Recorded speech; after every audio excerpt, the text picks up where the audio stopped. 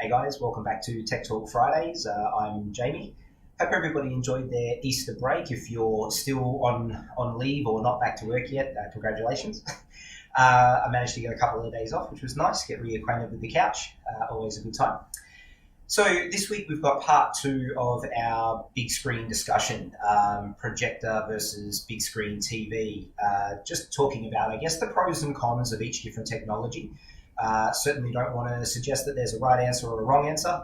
I just want to make sure you guys have all the information you need to make educated buying decisions. So I figured I'd do a quick refresh on what we spoke about last time. So we're in the theatre room and we were speaking about the pros and cons of projectors. So just a quick refresher, projectors are great for that big screen experience, that larger than life, that true cinema feel. There's something there that a projector does really well that a big screen TV can't necessarily reproduce. That being said, there are some cons. A projector requires a really dark room. You need to be able to manage that light and make sure that there's no light leaking in and sort of ruining that experience for you. And projectors have a warm-up time. So there's a bit of a maintenance cost and there's a warm-up time. So they're not that instant gratification sort of product. So this week we're going to be looking at big screen TVs and the pros and cons for big screen TVs in your theatre room. We did a bit of a poll in between our last Tech Talk and this one, and the results are in, and 74% of people voted that they would rather have a big screen TV over a projector. And it's funny because we see that a lot when people come into the showroom. They come in and they really like the idea of the big screen TV and the simplicity that comes along with that. Interestingly though, a lot of people, when they do sit down in the theatre room and go through a bit of a demo with us, you can see a few people start to shift their thoughts a little bit. So if you haven't experienced a home theatre projector, or if you haven't experienced one recently, give us a call. We'd be happy to have you down and give you a demo in the theatre room and just see if maybe it changes your thoughts a little bit. So yeah, like I say, each to their own, but it's an interesting thing that 74% of people in our poll voted for the big screen TVs. So I guess one of the things we looked at last time was the sizing chart, and it was the how big should a TV be, or how big should a screen be relative to our seated position. And we had our friend Handsome Jerry in his theatre room there, was helping us to discuss when you're seated a certain distance, how big should the screen be to be appropriate for that room. And that's one of the things that TVs do really well, is they build a lot of flexibility into the room and how you're going to use the room. So if your theatre room is less of maybe a full-time dedicated cinema, maybe it's an open plan living area, maybe it's a theatre room that doesn't actually have four solid walls, maybe you've got one half of the room that's open to a hallway or open to another space, it becomes hard to manage the light. And so a TV becomes very easy to use in that kind of space, because you can use a TV round the clock. Because the light is being emitted from the screen, not from behind you, it does make it a lot easier to see in high brightness sort of environments. It also means that if you're using the room in a little bit more of a multi-purpose sense, so if it's not so much a dedicated cinema, if it's as much a room for the kids to watch Netflix or for family members to enjoy sports on the weekend, that sort of more social factor to the room, where you don't want to be trapped in a dark room. You want to be able to see your friends' reactions to that goal that just got kicked, or have a chat and watch that replay. Sometimes being in a room with more ambient lighting is more suitable to that sort of venture.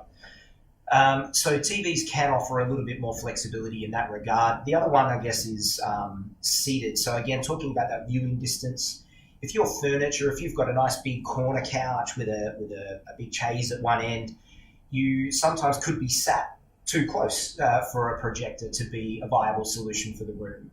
And so depending on your furniture, you might find that a TV becomes the better option for you as well.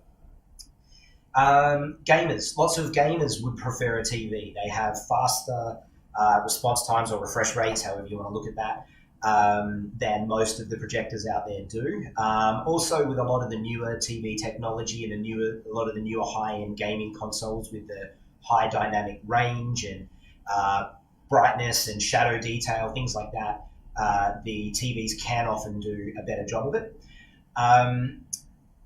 The other thing, I guess, too, is if we're being realistic about it, a big screen TV might be more suitable for your room if your room is a little smaller.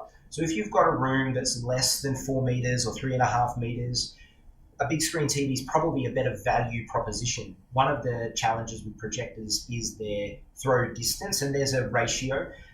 Most projectors will have limitations on what size screen can they achieve at what distance away from the screen. So you might find that your money might be better invested in a big screen TV for a slightly smaller room versus a projector, because you may not end up with a lot more inches out of a projector for your money. So just a few different things to consider there. Now, from a technical point of view, a couple of major advantages to the TV. They've got a lot of stuff built in, I guess, which projectors don't have. So when you buy a projector, you are buying a medium that portrays an image onto a wall. You need to feed it every part of that image. So you need a digital set-top box, or you need something like Foxtel.